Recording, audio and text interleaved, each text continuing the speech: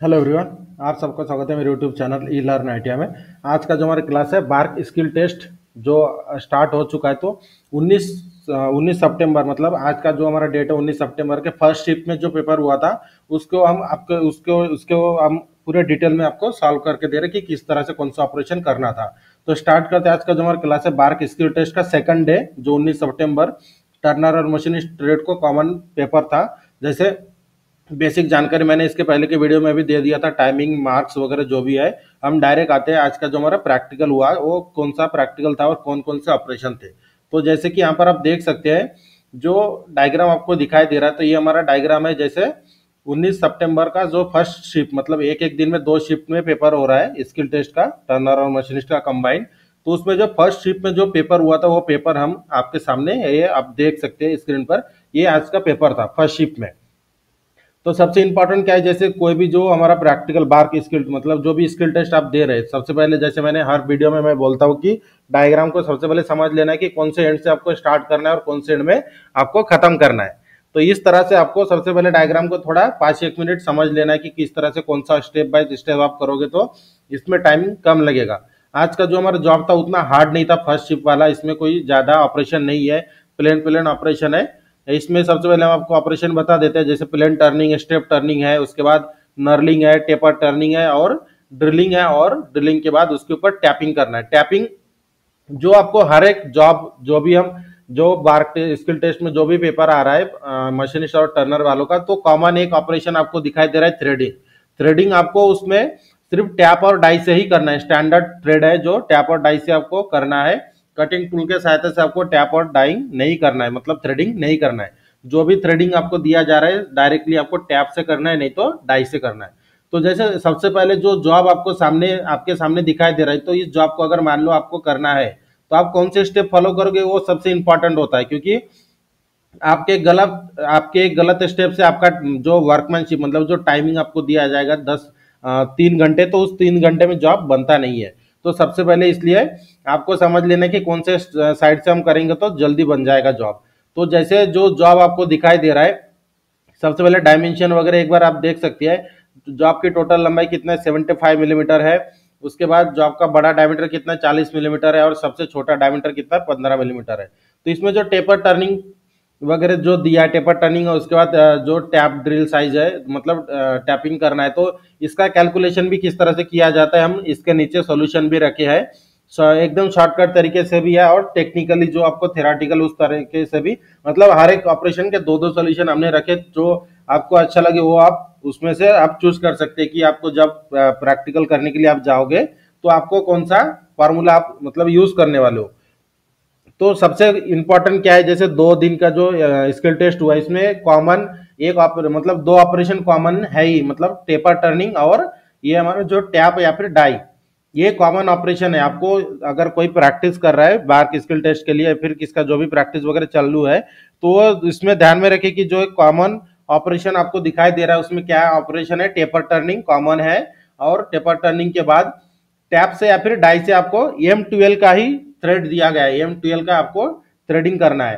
तो इसमें external threading करते समय आपको डायमीटर कितना रखना है या फिर इंटरनल थ्रेडिंग करते समय आपको डायमीटर कितना रखना है, इसका भी कैलकुलेशन हमने आपको नीचे दिया है सॉल्व करके। तो वीडियो को एंड तक देखना ना भूले, हम आपको पूरे डिटेल में जानकारी देंगे कि आपको कौन सा मेथड यूज करके आपको जॉब को कंप्लीट करना है, जिससे आपका टाइम की बचत हो सके और जिसमें हम आप पूरा ऑपरेशन कर सके। तो स्टार्ट करते कि जॉब आपको कौन से मेथड से बनाना था। तो सबसे पहले आपको क्या करना था, जो रॉ मटेरियल साइज मिला है 42 या फिर 45 मिलीमीटर, जो भी रॉ मटेरियल साइज आपको मिलता है, तो उसके ऊपर क्या करना था, एज पर आपको जो सामने डायग्राम दिखाई दे रहा है इसके ऊपर हम डिस्कस कर रहे हैं। एक्स्ट्रा की कोई भी बात हम नहीं करेंगे। तो सबसे पहले आपको स्टेप कौन सा फॉलो करना था, आपको सबसे पहले बनाना था जो बड़ा डायमीटर है, बड़ा डायमीटर और उसके पीछे वाला जो साइड आपको दिखाई दे रहा है ये वाला पोर्शन आपको बनाना था। ये बैक साइड से स्टार्ट करना था और जो आपको पलटा के आपको इस जो टेपर टर्निंग स्टेप टर्निंग करने के बाद टेपर टर्निंग है इस यहाँ पे एंड करना था।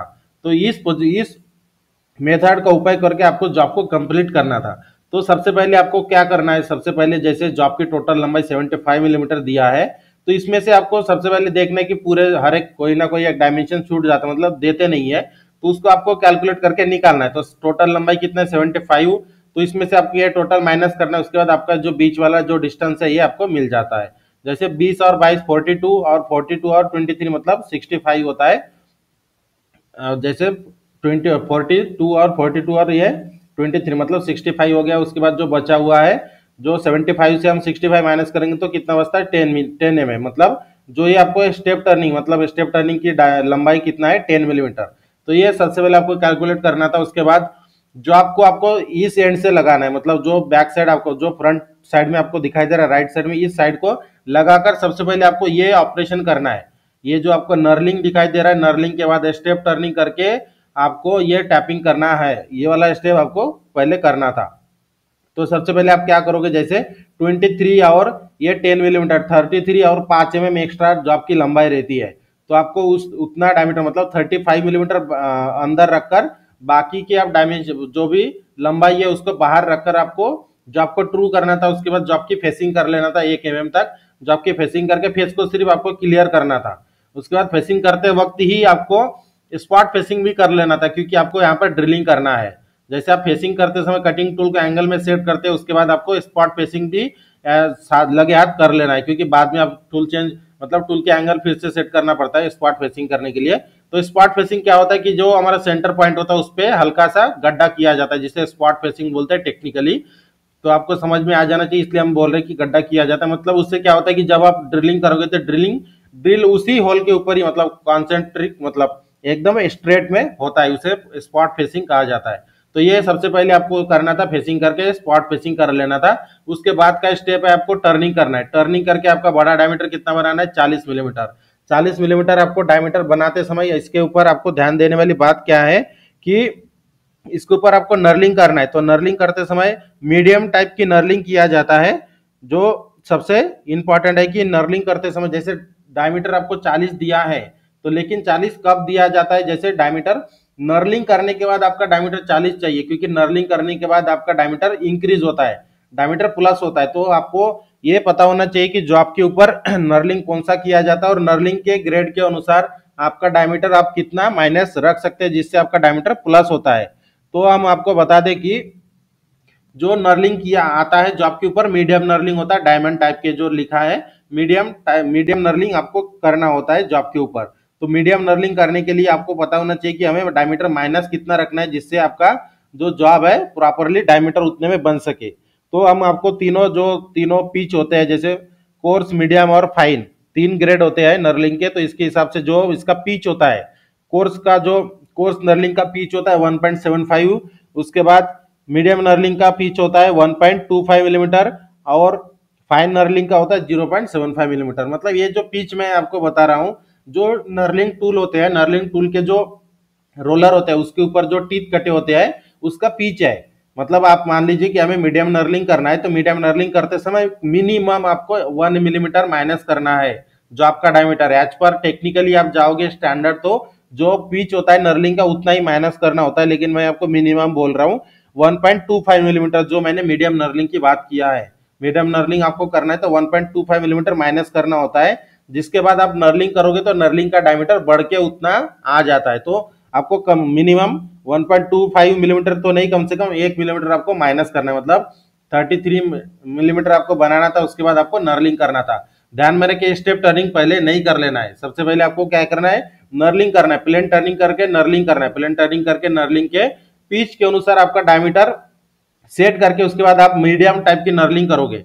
नर्लिंग करने के बाद जैसे हम नर्लिंग कर लिए है, नर्लिंग करने के बाद आपको ये स्टेप तैयार करना है, क्योंकि जब हम नर्लिंग करने के लिए टूल को सेट करते हैं तो प्रॉपरली एक ही कट में नर्लिंग आता नहीं है, क्योंकि जो हमें कटिंग टूल्स मतलब नर्लिंग टूल वगैरह मिलते हैं वो उतना एक्यूरेट नहीं होता, मतलब न्यू नहीं होते हैं। तो उस समय क्या होता है कि नर्लिंग को बिठाने के लिए प्रॉपर बिठाने के लिए 2-3 कट लेना पड़ता है। तो आप स्टार्टिंग में जो आपकी लंबाई दिया गया इसके ऊपर आप कट यहाँ से स्टार्ट करके फिर एंडिंग में लेना, क्योंकि जो आप 2-4 कट आप लगाकर चेक करोगे कि नर्लिंग हमारा प्रॉपर आ रहा है कि नहीं, तो ये वाले लंबाई के ऊपर आपको चेक करना है, क्योंकि इस लंबाई के ऊपर डैमेज हुआ तो भी आप लास्ट में आपको इसको स्टेप टर्निंग करके इसका डायमीटर कम करना ही है।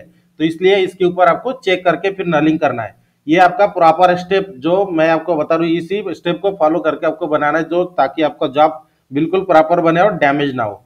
तो जैसे मैंने बताया था कि प्लेन टर्निंग करके डायमीटर सेट करके उसके बाद यहाँ पर स्टार्टिंग के एंड में आपको नर्लिंग टूल को सेट करके आपको चेक करना है कि मतलब नर्लिंग हमारा प्रॉपरली आ रहा है कि नहीं। जब आपका नर्लिंग प्रॉपरली आ जाता है तो उसके बाद आपको नर्लिंग करना है पूरे लंबाई तक। ये जो 22 और 20 मिलीमीटर मतलब 42 मिलीमीटर टोटल लंबाई तक आपको नर्लिंग करना है। तो नर्लिंग करते समय आपको जो मशीन की स्पीड लो स्पीड होना चाहिए। फीड रेट आपका मैनुअली आप फीड रेट दोगे तो लो स्पीड होना चाहिए फीड रेट, और कंटिन्यू आप ऑयल का यूज करोगे ताकि आपका जो जॉब ज्यादा गर्म ना हो जाए, क्योंकि नर्लिंग ऐसा एक ऑपरेशन है कि आपको उसमें प्रेशर लगा के आपको ऑपरेशन करना होता है, उसमें बहुत ज्यादा फ्रिक्शन होता है। नर्लिंग टूल में कटिंग टूल मतलब नर्लिंग से क्या होता है ऑपरेशन में मटेरियल कट नहीं करता है, मटेरियल को प्रेस करके वो मटेरियल को इंक्रीज करता है। जो आपका जो नर्लिंग टूल का जो टीथ है वो अंदर बैठ जाता है और उसका डायमीटर मतलब प्लस होता है। इसलिए तो इतने डीपली हम आपको बता रहे हैं, तो ये थोड़ा ध्यान दीजिए कि किस तरह से ऑपरेशन करना होता है। तो मान लीजिए हमने नर्लिंग कर लिया, नर्लिंग करने के बाद आपका स्टेप क्या आता है, इसके बाद का स्टेप आपको नर्लिंग टूल को चेंज करके टर्निंग टूल लगाना है। टर्निंग टूल लगाकर आपको क्या करना है, जो स्टेप टर्निंग दिया है स्टेप टर्निंग आपको कर लेना है, या फिर आपको यहाँ पर आपके पास दो ऑप्शन है, आप ड्रिलिंग भी करके टैपिंग भी कर सकते हैं या फिर स्टेप टर्निंग भी कर सकते हैं। तो मेरे हिसाब से जैसे सबसे पहले आपको क्या कर लेना है, ड्रिलिंग कर लेना है। क्योंकि आप जब ड्रिलिंग करोगे तो ड्रिलिंग करने के बाद उसके ऊपर क्या होता है कि जब आप कूलेंट का मतलब एकदम स्टैंडर्ड कूलेंट आप यूज करोगे तो जंग नहीं लगता, या फिर नॉर्मल वाटर का यूज करोगे तो जंग लग जाता है जब भी के जब भी। इसलिए आप ड्रिलिंग कर ले, भले ही टैपिंग आप ये स्टेप टर्निंग के बाद कर, लेकिन ड्रिलिंग सबसे पहले कर ले, क्योंकि इससे आपका जॉब है उसके ऊपर जंग नहीं चढ़ेगा। तो जो हमारा टैपिंग की लंबाई दिया था, टैपिंग की लंबाई कितना दिया है 22 मिलीमीटर, ये टैपिंग की लंबाई है, मतलब 22 मिलीमीटर की लंबाई तक आपका थ्रेड आना चाहिए। तो उस समय आपको क्या करना होता है, जो ड्रिल का सामने वाला भाग है 5 मिलीमीटर एक्स्ट्रा आपको ड्रिलिंग करना होता है, जैसे इसके पहले के वीडियो में मैंने बताया है। तो ये आपको कॉमन थोड़ा सा बेसिक आपको पता होना चाहिए कि हमें किस तरह से क्या करना है। उसके बाद ये जो आपको टैपिंग है ब्लाइंड होल टैपिंग कहा जाता है इसे, मतलब ये जो होल है वो आर पार नहीं है। तो ब्लाइंड होल टैपिंग करते समय आपको टैप कौन सा यूज करना है ये भी मैंने आपको डिटेल में बताया है। अगर फिर भी आपको कुछ मन में डाउट रहे तो मेरे व्हाट्सएप में आप मैसेज करके मेरे से पूछ सकते हैं। तो इसके बाद जैसे हमने ड्रिलिंग कर लिया, टैपिंग नहीं किया, हम आपको स्टेप बाय बता रहे हैं, मतलब ड्रिलिंग कर लिया। तो ड्रिलिंग करने का कारण भी मैंने बताया है। तो ड्रिलिंग करने के बाद आपको क्या करना है, टर्निंग करना है। टर्निंग करने के बाद आपका जो साइज है, आप साइज को कितना बनाओगे 22 मिलीमीटर, और उसकी लंबाई 22 मिलीमीटर है। तो इस तरह से आपका जो स्टेप टर्निंग वाला भाग है ये पूरा बन जाएगा। उसके बाद आपको क्या करना है, जो टैप हमारा होता है टैप में टेपर टैप को लगाकर सबसे पहले टैपिंग करना है। उसके बाद टेपर टैप के बाद सेकंड टैप आपको ऑप्शन में अगर उससे कर भी सकते नहीं भी कर सकते, लेकिन बॉटमिंग टैप को चलाना इंपॉर्टेंट है। बॉटमिंग टैप के सहायता से ही ब्लाइंड होल टैप के ऊपर ब्लाइंड होल टैपिंग किया जाता है। जो 3rd नंबर का टैप होता है उसे कहा जाता है बॉटमिंग टैप। उसके सहायता से आपको टैपिंग करना है जिससे एंड पॉइंट तक आपका टैपिंग होता है। इसमें थोड़ा सा आपको क्लियरेंस के तौर पर मैं बता देता हूं, आप चाहे कर भी कर सकते नहीं भी कर सकते, ऑप्शन आपके पास है। यहाँ पर जो M12 आपका जो टैप का साइज है, इसका ड्रिल मतलब ड्रिल का साइज भी हम कैलकुलेशन करके नीचे आपको दिखाएंगे। तो सबसे पहले हम थोड़ा बता देते हैं कि जो M12 का टैप है, मान लीजिए हम जो भी होल करेंगे तो छोटा होल होता है, तो जो 22 मिलीमीटर तक की जो थ्रेड की लंबाई है वो आपको चेक करना कठिन होता है। जब आपका जॉब इवोल्यूशन होगा तो वो चेक करने में कठिनाई होती है। तो आप थोड़ा सा इसमें क्लियरेंस रख सकते हैं, 2-3 mm का इधर उधर होता है लंबाई में, तो वो आपका चेक नहीं होगा। ये मेरे हिसाब से मैं बोल रहा हूँ, क्योंकि डायमीटर बहुत कम है तो अंदर तक देखना थोड़ा मुश्किल होता है। लेकिन आप अपने मन से आप ध्यान रखिए कि आप 22 तक ही थ्रेडिंग करने का कोशिश कीजिए। तो इस तरह से जो बैक साइड है, बैक साइड हमने पूरा बना लिया। उसके बाद का स्टेप है, उसके बाद का स्टेप क्या है हमारा, जैसे जॉब को पलटाकर लगाना है। जॉब को पलटाकर लगाने के बाद आप इस वाले स्टेप के ऊपर आप पकड़ सकते हैं। जो जॉ होता है हमारा, जॉ को इसे जो स्टेप है इस स्टेप को पूरा पैरेलल रखकर बाकी इसके ऊपर पकड़कर आपको जॉब को ट्रू करना है। जॉब को ट्रू करने के बाद का स्टेप आता है कि सबसे पहले आपको फेसिंग करके लेंथ पूरा एक्यूरेट मेंटेन कर लेना है। डायमेंशन की तरफ बहुत ज्यादा इंपॉर्टेंट देना है आपको। जो लेंथ है, लेंथ का जो लेंथ आपको दिया है उस लेंथ को पूरा कंप्लीट कर लेना है फेसिंग करके। उसके बाद आता है स्टेप टर्निंग। स्टेप टर्निंग करने के बाद स्टेप टर्निंग करके आपको कितना डायमीटर बनाना है, 25 मिलीमीटर आपका डायमीटर आपका बना लेना है। ये हो गया यहाँ तक हमारा स्टेप टर्निंग। उसके बाद आता है टेपर टर्निंग। टेपर टर्निंग करते समय आपको डिग्री कैलकुलेट करना होता है। तो डिग्री को भी शॉर्टकट तरीके से किस तरह से कैलकुलेट करते हैं विदाउट लॉक टेबल, ये भी मैंने नीचे बताया है। तो उसको उसके बारे में जानकारी के लिए मतलब जानने के लिए आपको एंड तक देखना पड़ेगा। मैं सबसे पहले जॉब को समझा के देता हूँ, उसके बाद आपका जो कैलकुलेशन है EM12 की टैप के लिए ड्रिल साइज कितना होगा, और जो हमारा टेपर है, टेपर का डिग्री किस तरह से कैलकुलेट करते हैं विदाउट लॉक टेबल से और लॉक टेबल के साथ, ये सब भी नीचे मैं आपको डिटेल में कैलकुलेट करके दूंगा। तो जैसे हमने स्टेप टर्निंग कर लिया, स्टेप टर्निंग करने के बाद आपको टेपर की डिग्री लगाना है। तो इतना होने के बाद आपको टेपर की डिग्री सेट करना है। तो डिग्री सेट करते समय आपको डिग्री आपको पता होना चाहिए कि इसका इंक्लूडेड एंगल कितना है और हाफ इंक्लूडेड एंगल कितना है। तो इंक्लूडेड एंगल और हाफ इंक्लूडेड एंगल हो तो उतना थोड़ा बहुत बेसिक आपको पता है, उसके बारे में हम ज्यादा बात नहीं करेंगे जिससे आपका जो टाइम वेस्ट हो। तो जो इनको हाफ इंक्लूडेड एंगल आपको स्वेल बेस में सेट करके आपको टेपर टर्निंग करना है।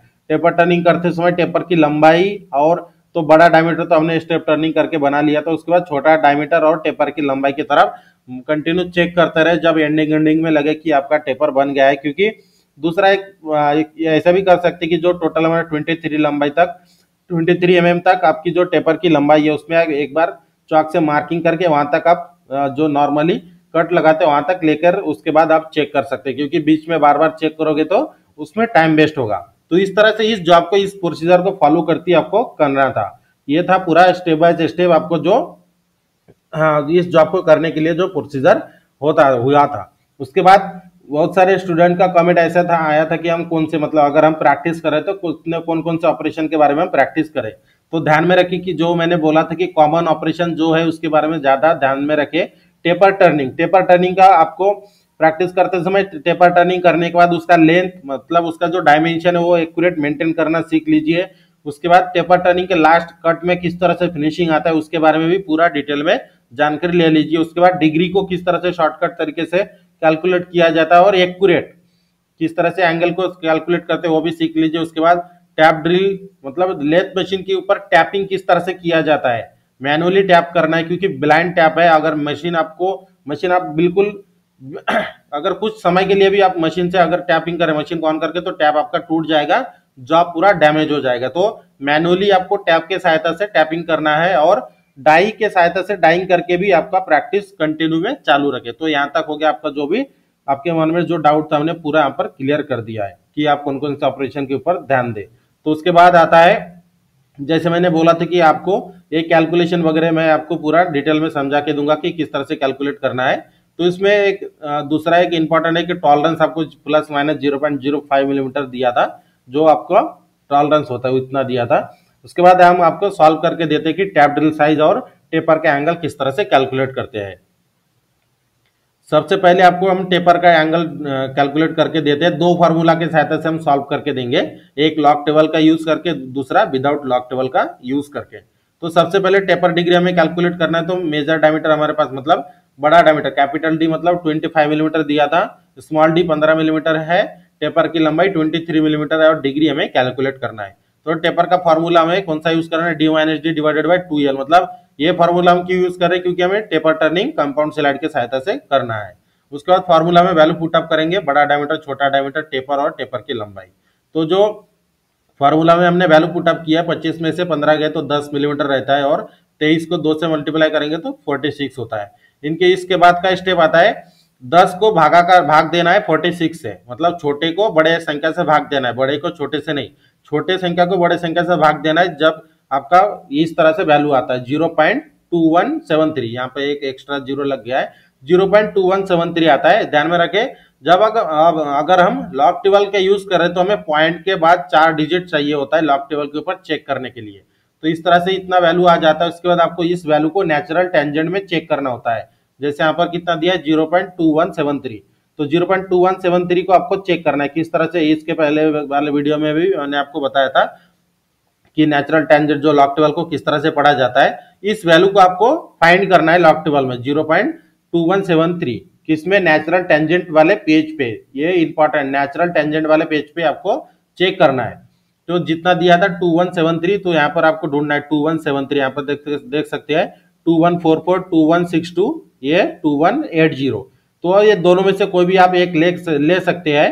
तो ये जब आपको वैल्यू मिल जाती है उसके बाद जो लेफ्ट साइड का कॉलम होता है वो हमारा होता है डिग्री। जैसे 12 ये कॉलम के ऊपर हमें मिला है जो वैल्यू हमें था 0.2173, तो इसके लेफ्ट साइड वाले पहले कॉलम का एंगल डिग्री कितना है, 12 डिग्री।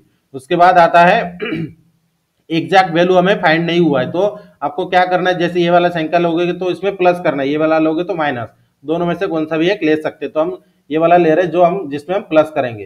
तो जिस कॉलम के ऊपर हमें वैल्यू मिला है उसके ऊपर वाला होता है मिनट का, ऊपर वाला एकदम ऊपर एक फर्स्ट कॉलम होता है मिनट का, ये हमारा 12 मिनट है। उसके बाद जैसे हमें एग्जैक्ट वैल्यू नहीं मिला था 0.012162, उसमें आपको प्लस कितना करना है, 73 होने के लिए L1 प्लस करना है। तो ये मेन डिफरेंस से आपको प्लस करना होता है, यहां से प्लस करते हुए आपको लेना है कितना, 9 हमें प्लस करना है। 9 के ऊपर कितना दिया है, 3, यहाँ पर मतलब 12 मिनट और 3 मिनट कितना हो गया, 15 मिनट। इस तरह से एंगल आ जाता है आपका 12 डिग्री 15 मिनट। उसके बाद सेकंड फार्मूला जो शॉर्टकट तरीके से निकलता है विदाउट लॉक टेबल, वो भी मैं आपको समझा के देता हूँ थोड़ा सा, और थोड़ा सा इसमें टिप्स भी देता हूँ कि किस तरह से आपको कैलकुलेट करना है। जो फार्मूला है, फार्मूला सेम फार्मूला यूज करके आपको यहां तक कैलकुलेट करके लाना है, पॉइंट तक। जो हमारा वैल्यू निकला था 0.2173, ये एक एक्स्ट्रा का जीरो लग गया था मैं जब सॉल्व कर रहा था तब, ये इसको ना पकड़े, 0.2173 ये हमारा जो वैल्यू हमें मिला था कैलकुलेट करने के बाद। उसके बाद शॉर्टकट तरीका आता है जो हमारा 57 से डायरेक्टली मल्टीप्लाई करना है, तो हमें डायरेक्ट एंगल मिल जाता है 12 डिग्री 30 मिनट मिलता है। तो मिनट में थोड़ा 2-4 का फर्क होता है, उसमें आपका कोई ज्यादा नुकसान नहीं होता, ये वाली बात ध्यान में रखें, क्योंकि मिनट हम सेट नहीं कर सकते लेथ मशीन के ऊपर, डायरेक्टली जो डिग्री हमें मिलता है वो डिग्री सेट कर सकते हैं। उसके बाद जो थोड़ा मन में डाउट होता है कि 57 ये तो कोई भी कौन से भी किताब में वगैरह नहीं दिया है, तो इसका यूज कब करना है, जैसे मान लीजिए जो हमें वैल्यू मिल जाती है उसके बाद अगर हमें 57 से मल्टीप्लाई करने के बाद जो हमें एंगल मिलता है वो एंगल अगर 15 डिग्री तक रहे तो ही आप इसका यूज करें। अगर 15 डिग्री के ऊपर जा रहा है तो आप लॉक टेबल का यूज करें। मैं इसमें आपको कंफ्यूजन दूर करके दे रहा हूं, अगर आपको लगे तो आप लॉक टेबल का यूज करके निकाले। अगर आपको शॉर्टकट तरीका चाहिए तो 57 से मल्टीप्लाई करें। 57 से मल्टीप्लाई करने के बाद अगर डिग्री आपका 15 डिग्री तक आता है तो उसको एक्यूरेट 100% समझे। 15 डिग्री के ऊपर जाता है तो तब इसमें थोड़ा एरर आ जाता है, तो इसका 15 डिग्री के ऊपर जाने के बाद इससे इसका मतलब कैलकुलेट ना करें। ये यहाँ हो गया था आपका विदाउट लॉक टेबल से किस तरह से सॉल्व करते हैं। उसके बाद जैसे टैप ड्रिल साइज दिया था उसको भी हम सॉल्व करके दे रहे हैं 2 फार्मूला का यूज करके। तो जो हमारा टैप ड्रिल साइज है मैंने कल भी आपको सॉल्व करके दिया था कि किस तरह से कैलकुलेट करना है। जो हमें फार्मूला है स्टैंडर्ड फार्मूला ये tap size -2 into depth of thread into pitch.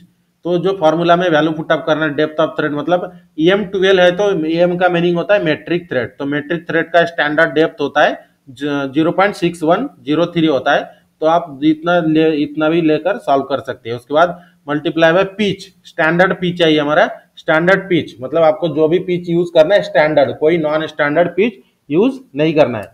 Pitch को लेकर आपको कैलकुलेट करते हुए इस तरह से आपको एंगल मतलब जो ड्रिल साइज आपको मिल जाता है 9.86। तो ये आपका टेक्निकली थियोरेटिकली 100% एक्यूरेट वाला फार्मूला के सहायता से आपको कैलकुलेट करके इतना साइज मिलता है।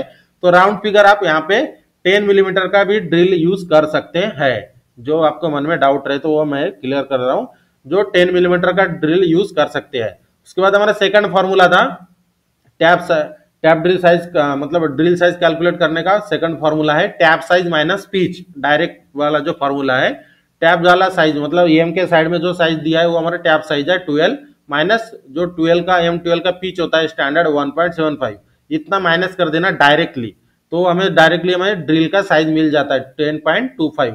तो यहाँ पर आपको ध्यान में देना है कि जो दो फार्मूला के सहायता से हमने कैलकुलेट किया, दोनों में जो पॉइंट का फर्क है आधा mm का फर्क है, ये प्रैक्टिकल ये थियोरेटिकली है ये प्रैक्टिकली है। ये अगर प्रैक्टिकल आप कर रहे हैं तो इसका यूज करें, थियोरेटिकल का ही सॉल्व कर रहे हैं तो इसका यूज करें। और मैं आपको और दूसरी और एक थोड़ा सा बता देता हूं, अगर आपको 12 का टैपिंग करना है तो आप 10.5 मिलीमीटर का ड्रिलिंग करें। 10.25 मिलीमीटर का आपको ड्रिल नहीं मिलेगा। अगर 10 मिलीमीटर का भी अगर आप ड्रिलिंग कर रहे हैं तो टैप बहुत ज्यादा टाइट जाएगा। हो सकता है कि ब्लाइंड होल टैपिंग करने का अगर आपका प्रैक्टिस नहीं रहा तो अगर 10 मिलीमीटर की ड्रिलिंग करने के बाद आप टैपिंग करें तो टैप आपका टूट जाएगा और जॉब वहां पे ही आपका डैमेज हो जाएगा, पूरा खराब हो जाएगा। इसलिए 10.5 मिलीमीटर का ही ड्रिल का उपयोग करके ड्रिलिंग करके आप टैपिंग कर सकते हैं। इसके बाद यहाँ पे आपको मैंने ऑप्शन दिया है 3 ऑप्शन, आपको जो अच्छा लगे वो कर सकते हैं। जो जिसका रीजन भी मैंने बता दिया, इसका डिसएडवांटेज भी क्या होता है ये भी मैंने बता दिया। इसके बाद आपका चॉइस आपका है कि आपको क्या करना है। तो यहाँ इस तरह से पूरा जो आज का हमारा प्रैक्टिकल था बार्क स्किल टेस्ट का, 9 सितंबर का फर्स्ट शिफ्ट का जो पेपर था मैंने आपको यहाँ पर पूरे डिटेल में आपको सॉल्व करके दिया है, किस तरह से सॉल्व करना था, कौन से स्टेप आपको फॉलो करना था, कौन सा कैलकुलेशन के लिए कौन से फॉर्मूला यूज करना था, शॉर्टकट तरीका कौन सा है, पूरा डिटेल में बता दिया है।